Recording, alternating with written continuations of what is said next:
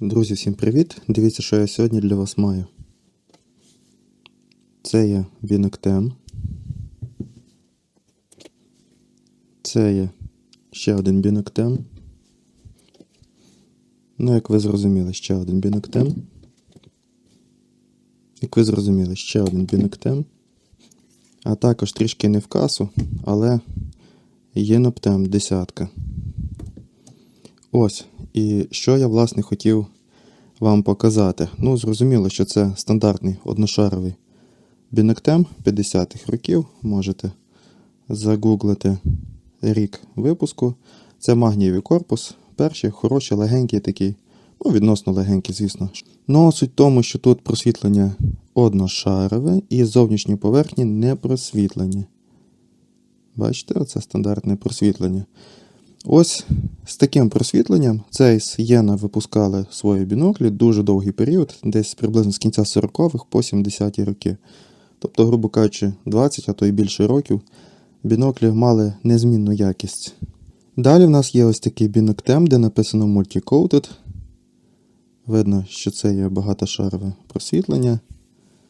Також тут видно, що відблиск доволі слабенький, кольори відблиска доволі насичені, тобто вузькосмугові. Ну, суть не в тому. Дивіться, на цих двох не вказано, що це багатошарові біноклі Binoc-Tem. Ну, хто в темі, той зразу може зрозуміти, що це є багатошаровий також бінокль. Зверніть увагу, що в різних каналах по-різному скомбіновані просвітлення. Це, мабуть, перший рік випуску МС. По-моєму, це 78-й, я вже не пам'ятаю. Я так загуглив, подивився.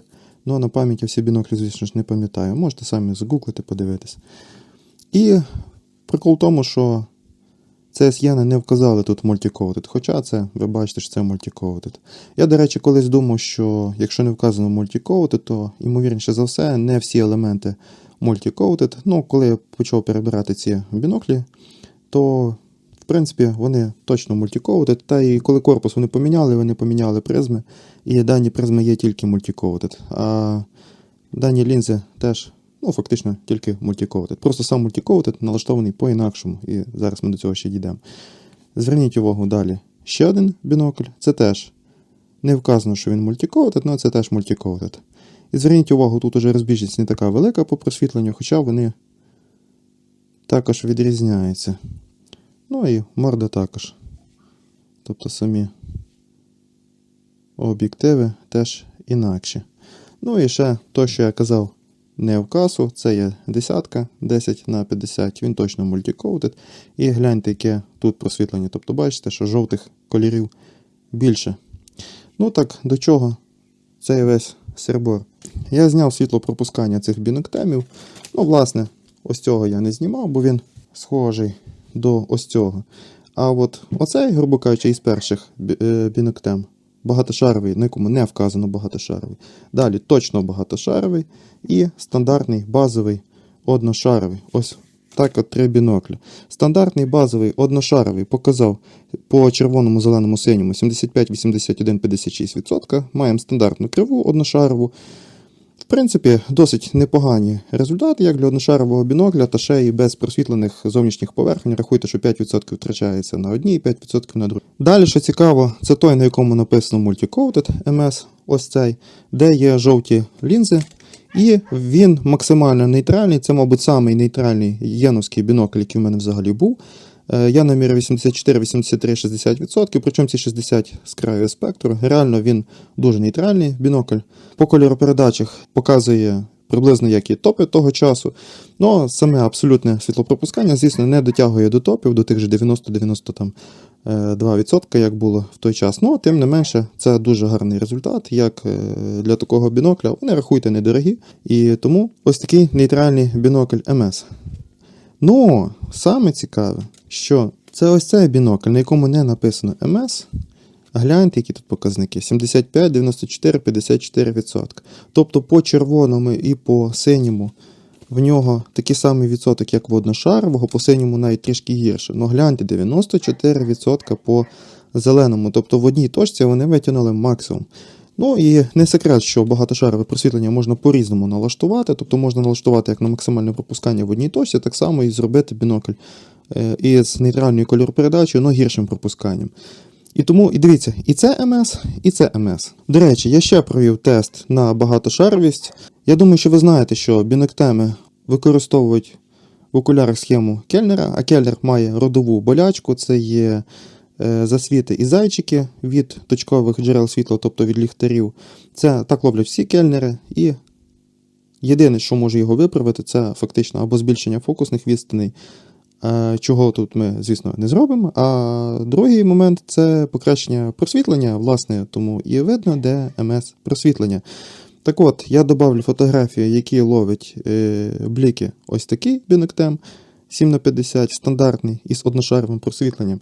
Далі багатошаровий, у бінокля виправлено повністю, або практично повністю, ось ця бліколовкість, зайцеловкість. А також ось такий бінокль, на якому не вказано ще Multi-Coated, він точно так само працює, як і даний Multi-Coated, тобто в нього немає зайчиків. Фотки вечірні я прикріплю зараз десь тут на відео.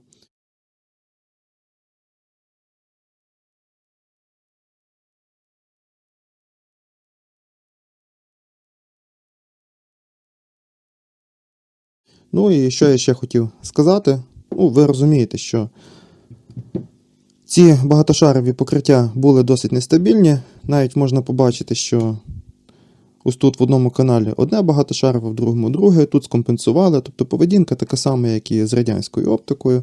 Щоб канали мали приблизно однакову кольоропередачу, якось це діло комбінували на тому, як це вийде. Тобто нормальної технології ще не було. Та і, в принципі, і в подальшому теж мені зустрічалися біноклі, у яких дуже нестабільна, скажімо так, якість цього багатошарового покриття. Так само можна бачити, що в різні роки було різне просвітлення. Їх можна порівняти, вони всі абсолютно різні. І навіть от два Multi-Coated, на яких написано Multi-Coated, вони все одно різні. Бачите, тобто кольоропередача, якщо ви купили багатошаровий бінокль, ви достеменно не можете знати, якщо це CSIENA, яка саме кольоропередача буде в даного бінокля. Даний бінокль може бути як повністю нейтральний із, скажімо так, середнім світлопропусканням, так і може жовто-зеленити, але мати дуже хороше світлопропускання, ну і відповідно контраст. Тому, який лишати із Multi-Coated в ролі еталона, це реально хороше питання, оскільки бачимо, що розбіг дуже-дуже-дуже конкретний між біноклями. Я, вірніше, не той взяв. Ось так. І я не знаю, який вибрати. Це реальна дилема, можна так сказати. Я схиляюся ближче до того, що жовтить і показав 94%.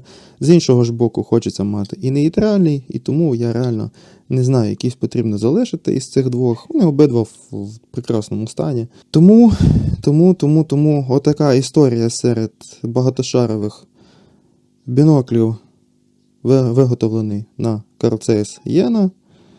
І я надіюся, вам була цікава така інформація. До речі, різницю по самому зображенню, звісно ж, я вам теж покажу між цими трьома біноклями.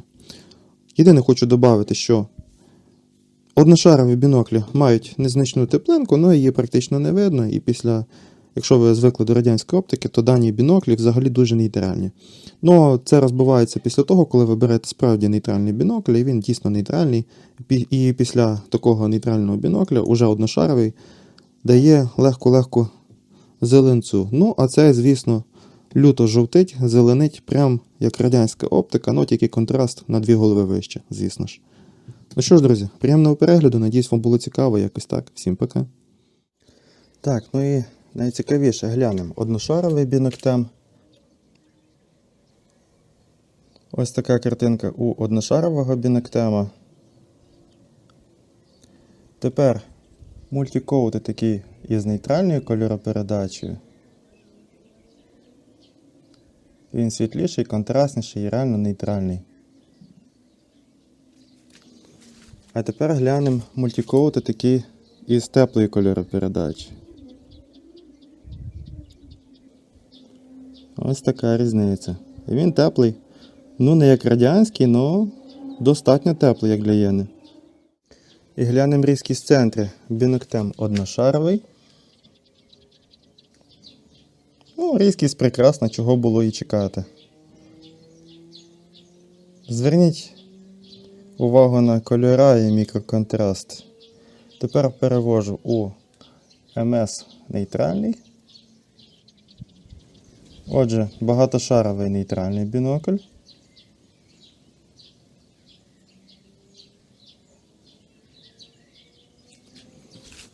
А тепер багатошаровий, який жовтить. А це багатошаровий, який жовтить. Видно зразу, як небо стає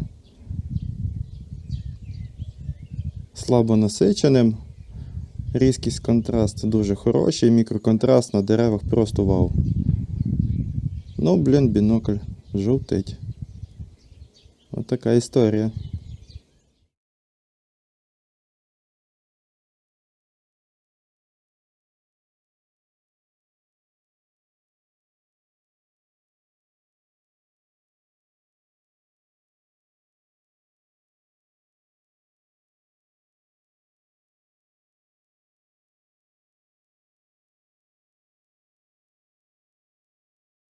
Глянемо ще по нашій хаті. Різкість в центрі поля. Біноктем одношаровий.